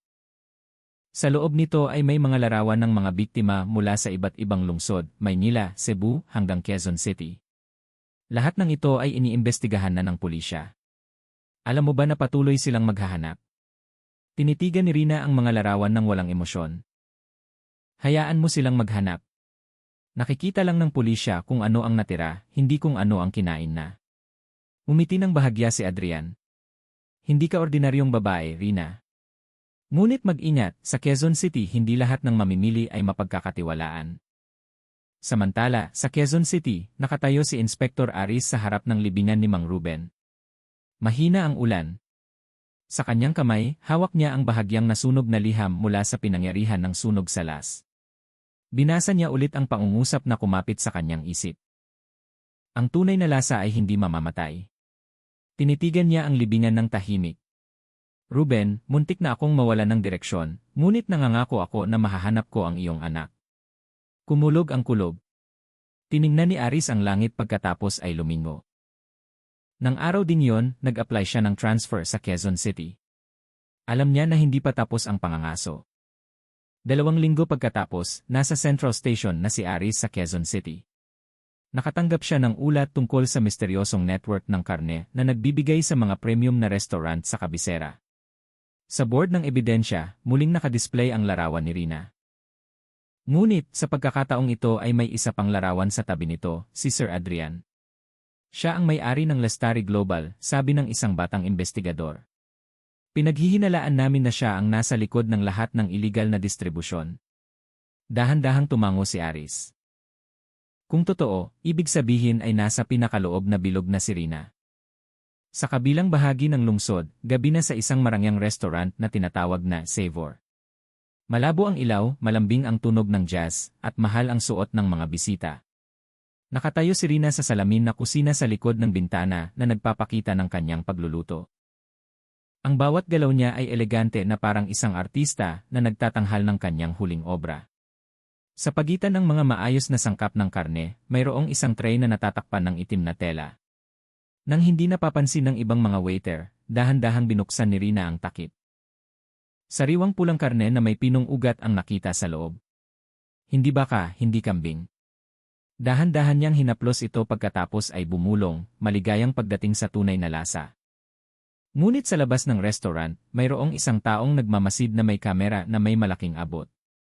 Si Inspector Aris, sinusundan niya ang mga galaw ni Rina mula pa kanina. Ngayon ay nakikita niya itong nag-aasikaso sa mga piling bisita. Sa pamamagitan ng maliit na eavesdropping device na nakakabit sa sasakyan ng karne, narinig ni Aris ang pag-uusap mula sa loob ng kusina. Ipadala ang 2 pakete ngayong gabi sa kliyente sa Menteng. Sino ang pinagmulan? Espesyal na kahilingan, biktima mula sa ospital ng mental. Kinuyom ni Aris ang kanyang kamay. Nanikip ang kanyang hininga. Nakakasama na siya sa ospital, bulong niya. Ilang araw pagkatapos, inimbitahan si Rina sa isang lihim na pagpupulong sa marangyang bahay ni Sir Adrian. Sa silid na puno ng mamahaling pinta at amoy ng sigarilyo, inabot ni Adrian ang isang itim na sobre. Rina, sabi niya, ikaw ang mag-aasikaso ng espesyal na pagpapadala sa susunod na linggo. Gusto ng mga mamimili mula sa ibang bansa na tikman ang karne ng tao sa Asya. Tatawagin natin itong proyekto ng tunay na lasa. Binuksan ni Rina ang sobre at nakita ang larawan ng isang tao. Si Inspector Aris. Nagulat siya sandali ngunit mabilis na natakpan ng bahagyang ngiti. Bakit mo ipinakita ito? Matalim na tinitigan siya ni Adrian. Dahil nasa Quezon City na siya at alam kong hinahanap ka niya. Kaya bago ka niya mahanap, alam mo na ang dapat mong gawin. Matagal na tinitigan ni Rina ang larawan ni Aris. Kung gayon, sabi niya ng mahina. Hayaan mong ako mismo ang maghain. Nang gabing iyon, bumalik si Aris sa maliit na hotel na kanyang tinutuluyan. Binuksan niya ang laptop, sinuri ang bagong file mula sa kanyang grupo. Lahat ng ebidensya ay patungo sa Lestari Global. Ngunit nang buksan niya ang isang email mula sa isang anonymous address, nanigas agad ang kanyang dibdib. Isang pangungusap ang nakasulat sa screen. Sir Aris, masarap ang lasa. Matagal na tinitigan ni Aris ang screen. Nagbago na ang laro. Hindi na nagtatago si Rina. Direkta na siyang nananawagan. Ilang araw pagkatapos, isang misteryosong imbitasyon ang dumating sa reception desk ng hotel. Isang puting card na may pulang tinta, espesyal na hapunan para sa pinakamatyagang tagapagpatupad ng batas sa Quezon City, sa Savor Restaurant, 8 ng gabi. Tinitigan ni Aris ang imbitasyon pagkatapos ay mumiti ng mapait. Gusto mo akong gawing pagkain mo, Rina? Kinuha niya ang baril sa drawer at sinabing mahina, sige, sa pagkakataong ito, ako ang magiging bisita mo. Samantala, nakatayo si Rina sa kusina ng Savor na nakatingin sa mesa ng kainan na inihanda para lamang sa isang bisita. Nakabitin ang kristal na ilaw sa itaas ng ulo, ang amoy ng pampalasa ay napupuno sa hangin. Sa kanyang kamay, isang malaking kutsilyo ang kumikinang sa ilalim ng ilaw. Maligayang pagdating sa tunay na lasa, Sir Aris, bulong niya. At sa labas, nagsisimulang bumuhos ang unang ulan ng buwan. Na parang alam ng langit ng Quezon City na ngayong gabi ay hindi lang tungkol sa pagkain, kundi tungkol sa paghihiganti sa pagitan ng dalawang kaluluwa na parehong uhaw sa dugo. Malakas ang ulan sa Quezon City ng gabing iyon. Madulas ang mga kalsada, ang ilaw ng lungsod ay sumasalamin sa mga baha. At sa gitna ng kaguluhan ng gabi, isang lugar ang mukhang kakaiba. Ang Savor Restaurant ay sarado sa publiko. Tanging isang mesa lang ang perpektong inayos sa gitna ng silid. 2 baso ng pulang alak ang kalahati ng puno. At sa kusina, nakatayo si Rina na may mahabang itim na gown. Maayos na nakasalansan ang kanyang buhok, matatalas ang kanyang mga mata na nakatingin sa kutsilyo na kumikinang sa ilalim ng puting ilaw. Tinitigan niya ang orasan, eksaktong 8:08. Mula sa salamin na pintuan sa harap, narinig ang mabigat na yapak na lumalapit. Pumasok si Inspektor Aris na may basa na suit at maingat na tingin. Sa kanyang baywang, ang baril ay nakasuksok sa likod ng kanyang jacket. Magandang gabi, Sir Aris. Ang boses ni Rina ay malambing ngunit nakakapantig. Hinila ni Aris ang upuan at umupo nang hindi nagsasalita. Tinitigan niya ang paligid. Walang waiter, walang ibang bisita, tanging silang dalawa lang. Magandang lugar para sa hapunan, sabi niya ng mahina. Umiti ng bahagya si Rina. Gusto kong mag-host ng taong pinakamatyaga sa paghahanap sa akin. Dahan-dahang inikot ni Aris ang kanyang baso ng alak. Alam mo ba kung bakit ako narito? Siyempre, sagot ni Rina na kalmado. Para hulihin ako o marahil tikman ako. Natahimik sandali. Tanging ang tunog ng ulan sa labas ang narinig na parang tibok ng orasan na patungo sa isang bagay na hindi maiiwasan. Lumakad si Rina sa bukas na kusina at nagsimulang magsindi ng kalan. Ang amoy ng tinunaw na mantikilya at bawang ay napuno sa silid. Lumilikha ng ilusyon na ito ay isang ordinaryong hapunan. Ngunit alam ni Aris na ito ay hindi lamang lutuin. Ito ay isang yugto. Rina, sabi niya ng mahina. Gusto kong malaman ng isang bagay. Bakit mo ginagawa ang lahat ng ito? Huminto si Rina sa paghahalo sa kawali pagkatapos ay tiningnan siya. Gusto mo ng tapat na sagot? Huminga ng malalim si Rina. Dahil hindi ako kailanman binigyan ng pagpipilian upang maging normal na tao. Kumunot ang noo ni Aris. Nagpatuloy si Rina, nagsisimulang manginig ang kanyang boses. Noong bata pa ako, nakita ko si tatay na naghihiwa ng isang bagay sa likod ng kusina. Akala ko hayop, ngunit pala si nanay. Tinitigan niya si Aris ng direkta at sinabi ni tatay, ang tunay na lasa ay nagmumula sa pag-ibig na hindi maaaring magkaroon. Mula ng gabing iyon, hindi ko na naamoy ang karne nang hindi naaalala ang mukha ni nanay. Yumuko si Aris, sinusubukang lunukin ang pangungusap na iyon. Lumakas ang ulan sa labas, na parang kasama sa pagpipigil sa kanyang dibdib. Kaya pumatay ka ng tao upang ipagpatuloy ang baliw na tradisyon na iyon. Umiling si Rina. Sa simula ay galit ako, tumakas ako. Ngunit ang mundong ito ay malungkot. Lahat ng tao ay nagbebenta ng isang bagay upang mabuhay. Ibinenta ko lang ang nakatanim sa akin mula pa noong bata ako, ang lasa. Lumingon siya sa kalan, kinuha ang isang puting plato, at nagsimulang mag-ayos ng mga hiwa ng karne ng maingat. Ang mundong ito ay mapagkunwari, patuloy niya. Kumakain sila ng karne araw-araw ngunit nagkukunwari na banal. Ang pagkakaiba ay ang aking karne ay nagpapakatotoo sa kanila.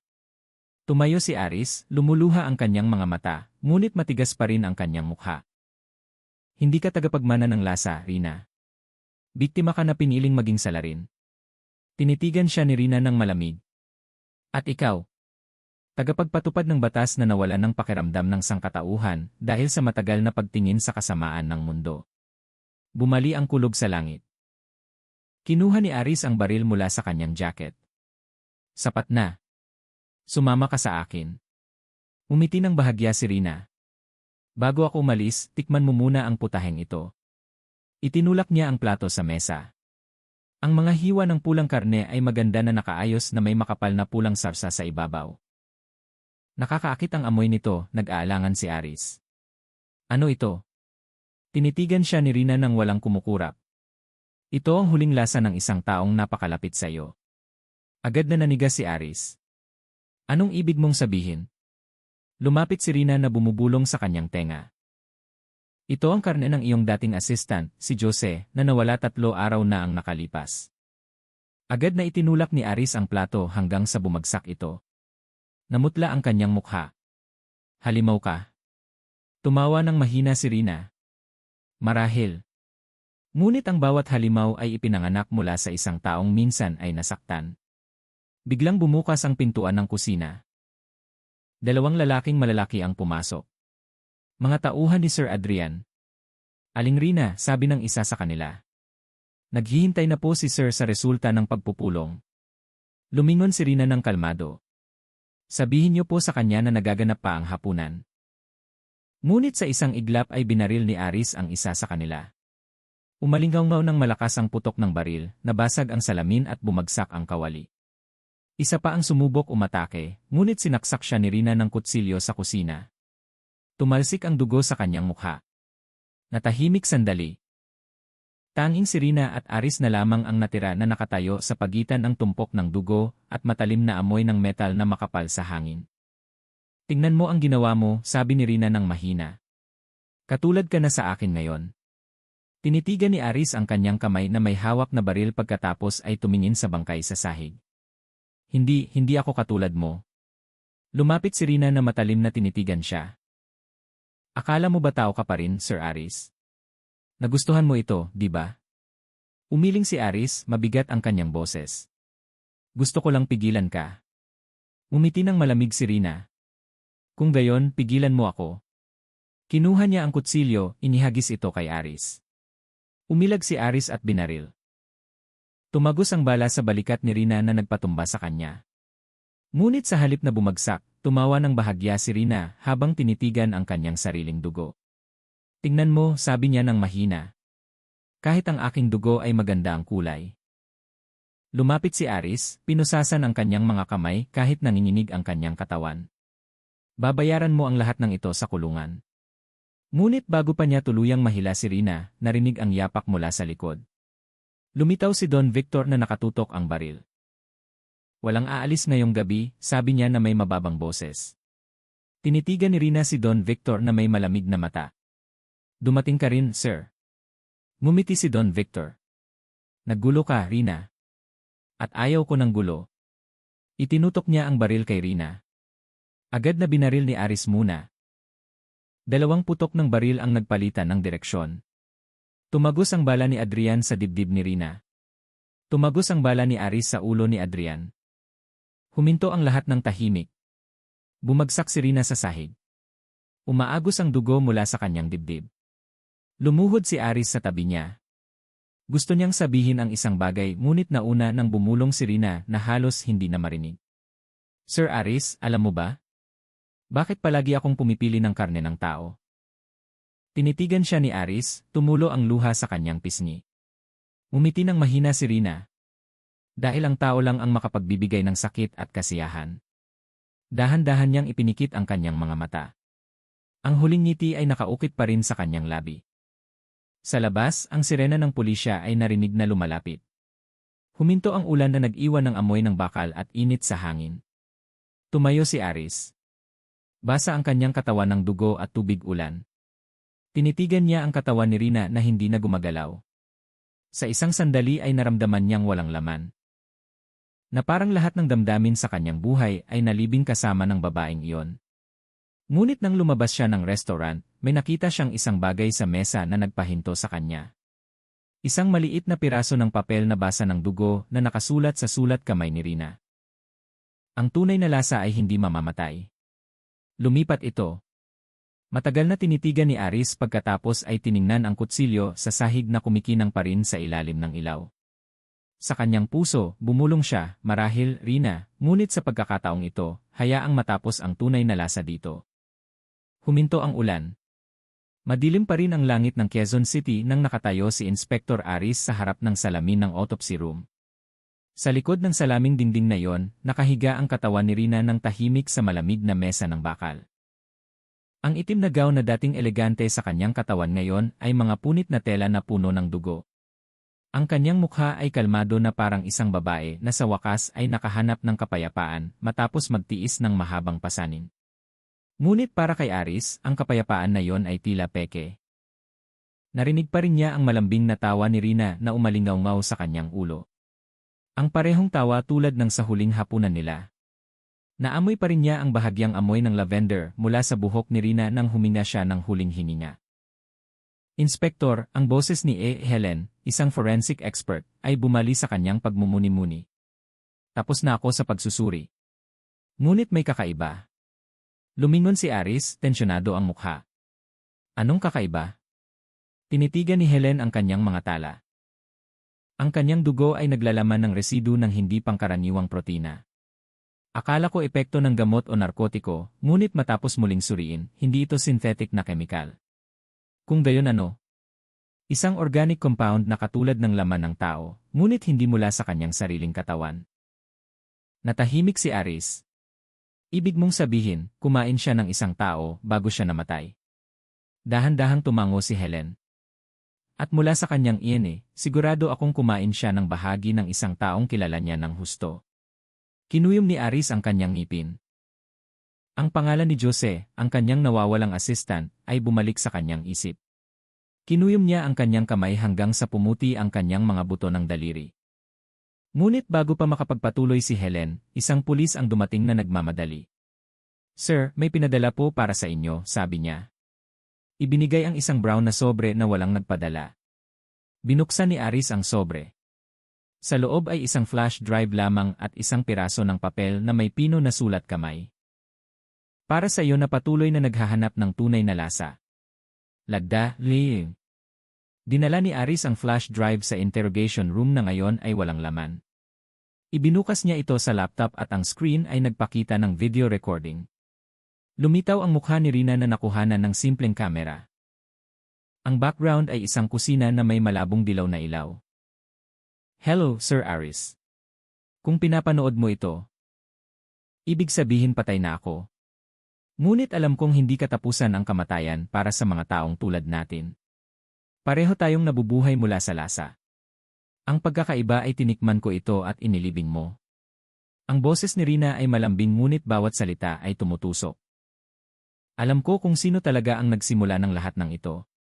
Ang tatay ko, si Mang Ruben, ay tagapamagitan lang. Ang taong nagturo sa kanya kung paano gawing sining ang paghihiwa ng tao ay isang taong dating nagtatrabaho sa pulisya. Sigurado akong alam mo kung sino siya. Nanigas si Aris. Tinitigan niya ang screen na may mabigat na hininga. Ang pangalan niya ay Don Victor, patuloy ni Rina ng kalmado. Ang lalaking pinatay mo. Hindi lang siya tagapagtanggol ko, siya ang utak ng black market ng karne ng tao sa Quezon City. Ngunit may isang bagay na hindi mo alam. Lumapit si Rina sa kamera. Matatalas ang kanyang mga mata na parang direktang nakatingin sa kaluluwa ni Aris. Hindi lang siya nagbebenta ng karne, ginawa niya ito. Nagtanim siya ng buto ng lasa sa ilang ulila na iniligtas niya noon, kasama ako. Tinitigan ni Aris ang screen na nakalaki ang mga mata. Ang kanyang alaala ay lumipad sa isang lumang kaso, isang lihim na operasyon, 12 taon na ang nakalipas kung saan iniligtas ng pulisya ang ilang bata mula sa isang iligal na laboratorio sa Southern Pilipinas. Naalala niya ang maliliit na mukha na takot at isa sa kanila, Rina. Naaalala mo na ngayon, di ba? Ngumiti ng bahagya si Rina sa video. Ikaw ang dating yumakap sa akin nang ako ay natatakot. Ikaw ang nagsabi na magiging maayos ang lahat. Ngunit isinara ninyo ang kaso na iyon, hinayaan si Don Victor na ipagpatuloy ang kanyang eksperimento sa likod ng palengke. Ang boses ni Rina ay bumaba na halos parang bulong. Akala mo halimaw ako, ngunit ako ay resulta lamang ng iyong pagsisinungaling. Huminto ang video. Tahimik ang silid. Tinitigan ni Aris ang walang laman na screen. Namutla ang kanyang mukha. Nanginig ang kanyang mga kamay na pinindot ang pause button na parang gustong pigilan ang oras. Kaya pala hindi lang ito personal na paghihiganti, bulong niya ng mahina. Ito ay pagganti. Ngunit bago pa niya mapakalma ang kanyang sarili, muling umilaw ang screen ng laptop.